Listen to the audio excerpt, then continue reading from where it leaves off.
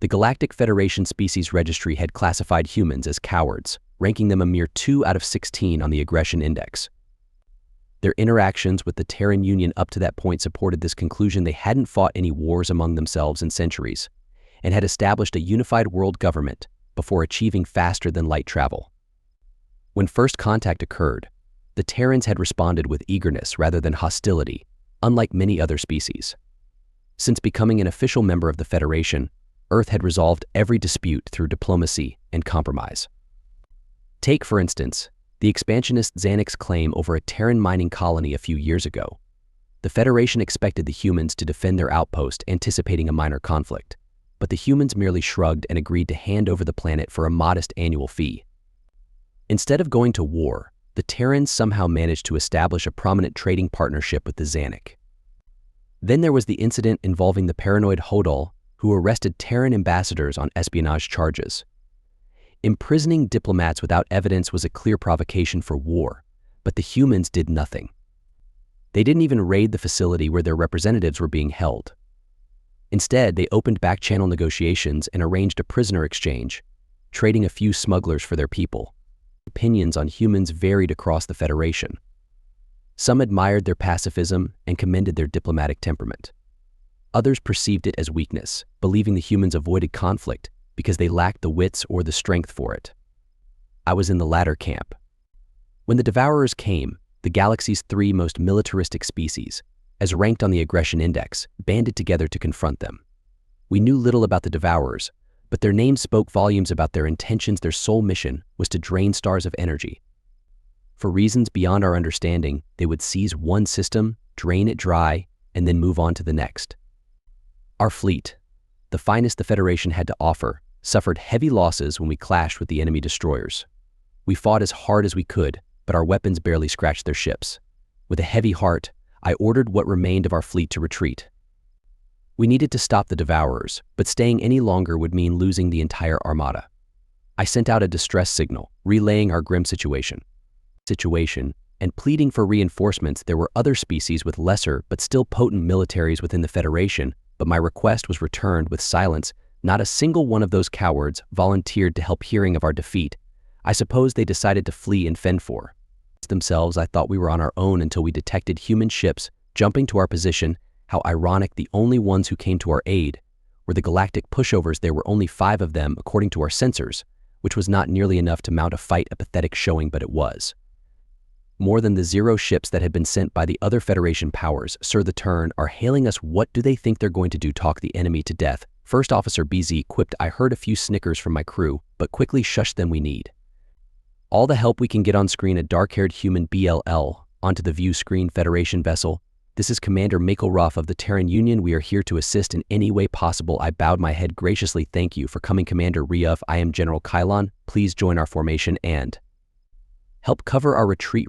The human commander blinked a few times, looking confused. Our intentions are to engage and terminate the enemy with 5 ships. All due respect, the Devourers number in the thousands, and they crushed our fleet of equal magnitude. I wouldn't expect a peaceful species like yours to understand warfare, but it's in your interest to follow our lead, I said. Commander Ryuf seemed even more confused. You think humans are a peaceful species? What the hell? Why would you think that? Well, you never fight with anyone. You resolve everything with talk. Humans are the lowest rated species on the aggression index, I replied. I see the Federation has misjudged us there.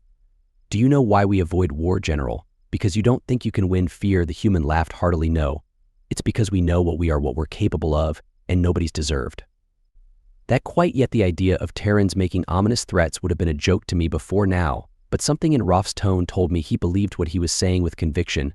This was a clear case of delusion stemming from a lack of experience with interstellar warfare. The Devourers would make fools of the Earthlings and punish them for their overconfidence. However, if the commander really wanted to send his men to a slaughter, I would not stop him. If you insist on fighting, I certainly won't stand in your way, but know that you're on your own. We're getting out of here. What is your plan? I asked. We brought a nanite bomb we developed. We've never actually used one before.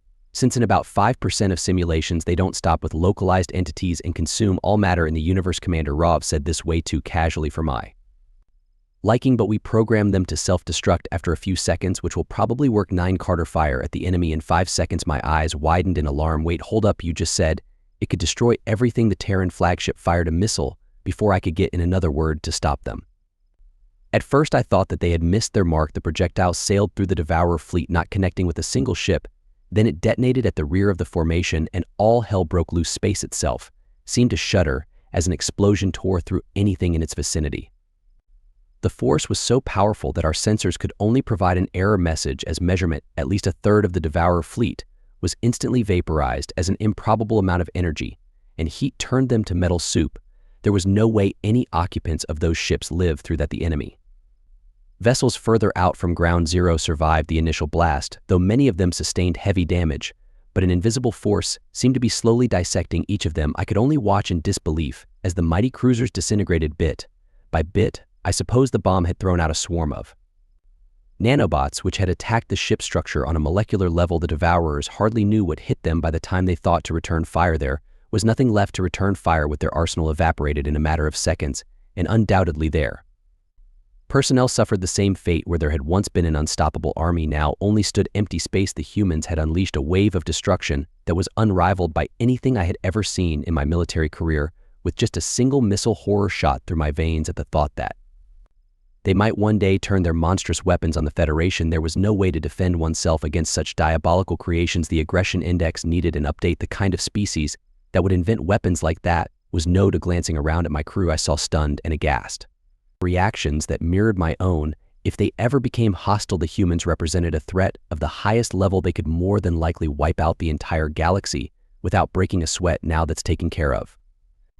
You should have just invited us to the party to start with. Commander Rieff grinned. Tell you what, General, next time we meet you owe us a beer. I frowned. The humans could ask for much more than a drink if they wanted to. Yeah, I think we can do that. Commander Rov terminated the call, and I watched as the Terran ships warped back into hyperspace. I was still trying to wrap my mind around the whole thing, and I wondered how I was going to put this into words for the combat report. The Federation had no idea who the Terran truly were, but I was going to make sure they did, and as I played the events of the day over in my mind, it clicked. I finally understood why such a powerful species would not show its hand. The humans avoid war because it would be too easy for them to win. The Federation Senate was expecting the worst when the messenger arrived. As per galactic customs, the fastest ship was sent ahead of the fleet to provide a first-hand account of the battle to the ambassadors. The terrified look on the young Jatar Ensign's face as he entered the Senate chamber seemed to confirm everyone's fears. I remembered the transmission we had received just a few hours ago detailing the grim predicament of those who had confronted the Devourers. The numbers of confirmed losses had already been hefty, and without any Federation members sending in backup, we could be looking at as much as a 90 casualty rate. As Speaker, I had tried to persuade the mid-tier aggression species to offer assistance, but they all flatly refused. If I had the power to force them to go, I would have. We all knew about the trail of destruction and the Devourers left in their wake, but we had no choice but to stop them. They would push us to the brink of extinction if we allowed them to plow through our galaxy. There were a few odd points to the messenger's behavior, however. As he walked up to the podium, he locked eyes with Terran Ambassador Nikki Johnson and swallowed nervously. I noticed that his hands were shaking. The Jari were a proud, honor-driven race who had seen the horrors of war time and time again. Never before had I seen one return home looking like they'd seen a ghost. And why would his fixation be on the peaceful humans of all races? Oh, hello, Senators.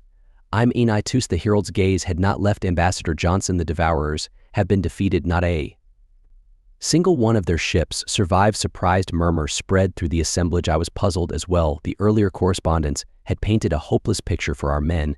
If there had really been such a drastic turn of events, we needed to know how would it happen. Whatever tactics the fleet had employed could be passed on to other commanders for future encounters. A quick glance across the room revealed most of the representatives in a state of confusion, but the Terran ambassador was smirking, a predatory glint in her eyes. There was something about her expression that unsettled me deep in my subconscious. I leapt to my hooves, keen on restoring in order silence. How is this possible? Please explain. Well, Madam Speaker, it was the humans. They only sent a few ships to our aid, but they built something awful. The Inens Singh's voice had dropped to hardly more than a whisper. It was like they harnessed a supernova. Never in my life have I seen such destruction. Utter chaos erupted as shocked exclamations rose to a crescendo, and all heads turned toward Ambassador Johnson. I wasn't sure I believed this account of the battle. The humans possessing some terrible weapon capable of destroying the Devourers. It was common knowledge that they avoided war at all costs. Sanic Ambassador Kazil laughed and raised a talon to speak. Respectfully, the humans are not a fighting species. Savvy, cunning, greedy, they are all these things. But if they had weapons that could wipe out the Devourers, they'd be more than talkers in, and diplomats, they'd rule the galaxy by now. The ANC were in the upper echelons of aggressive species, but also were humanity's primary trading partner. The Terran Union had won them over with their willingness to sell anything for a price, and despite differing philosophies on violence, the two powers had become close allies. You're wrong. I saw it with my own eyes. And Celis replied, the truth of humanity is that they are killers, they are dangerous. The general thinks we should seek their friendship, but I'm not sure I agree. I don't trust them. I turn my gaze to Ambassador Johnson. We should let the TAN representative answer. What do you have to say? Is this true? Ambassador Johnson sighed wearily. Yes, it's true. Earth has many last resort weapons stashed away. We are very good at warfare, but we try to find a different way. Why did you present us with a false image of your species? I demanded you speak of peace, and yet you've been hiding away the strongest weapons in the galaxy. We never wish to use them, she said. Your aggression index. The high aggression species are often territorial and seek to conquer. If the Federation had looked into our history, you would have seen that we were once like that. We lost millions of lives in wars between our factions, and we grew tired of all that bloodshed. Humanity has tried to be better. Our destructive, impulsive nature is still there. We just buried it deep. You see, we are the only aggressive species to have a strong sense of empathy as well. We grapple with that duality constantly. We control ourselves with rules, and for the most part we choose good, but we know the depths of depravity that exist. We knew that one day someone truly evil would come along, and we would have to be worse. I digested her words, my mind still reeling. A war with one's own species that had millions of casualties. Even the worst conflicts in the Jari early history numbered around 200,000 dead, and they were a 15 of 16 on the aggression scale. The bloodiest war we had previously known of didn't hold a candle to the humans past. A species with that much of a propensity for violence should have killed itself off. There was no way they should be able to form a functioning society, let alone to think that they were acting as the galactic peacemakers. It was hard to reconcile my experiences with civilized, smooth-tongued human diplomats with the vile history Ambassador Johnson had described. No matter how much the humans claimed to be able to control their savagery, we could not trust them. A species with such a drive to violence could easily stab you in the back in a moment of anger and think nothing of it. Honestly, if I wasn't afraid of retaliation, I would have raised emotion to OU Terran Union from the Federation then and there. But even if it was playing with fire, it was probably better to have them on our side than to have them turn their artillery on us. We would have to monitor them much more closely, though. I forced a neutral expression. You did save us from an enemy we could not beat on our own. We owe you a great debt. It will take some time for the Federation to fully consider what you have just told us, but we thank you for ending the war. Ambassador Johnson's eyes hardened. The war is not over, Speaker. We defeated one fleet, but the Devourers will send more if they are not eliminated, and they only would come back stronger. Humanity does not expect your blessing, but we do ask for your forgiveness for what we are about to do. What are you about to do? What are you about to do? I asked cautiously. We're going to strike their homeworld with antimatter bombs. No survivors. It is a permanent solution. It may not be pretty, but we don't see any other options to put an end to the terror they subject the rest of the cluster to, she replied. Even the most aggressive species looked appalled at the suggestion. I noticed the ambassadors in closest proximity to the human edging away, as though they were afraid she might bite. I shook my head fervently. That is genocide. The Federation cannot accept the eradication of an entire species. Please let us try to negotiate a truce. We must exhaust peaceful avenues before even considering an attack like this. You can't reason with someone who only wants to destroy you. Kill or be killed. Ambassador Johnson rose from her seat, collecting her belongings. How many innocent species have already perished by their hands? As far as we're concerned, it's better them than us. The Terran representative exited the building, waving farewell to Ambassador Kazil. As she departed, I could not fathom how any sentient could be so calm and detached at the prospect of glassing a planet, even one of a parastic race like the Devourers. I wondered if we should at least make some sort of attempt to stand in the human way. It was unlikely we could stop them, but at least we could say we tried. Things were simpler when we had thought they were peaceful. A part of me wished that lie could have lasted for just a bit longer. I missed our pacifist friends already.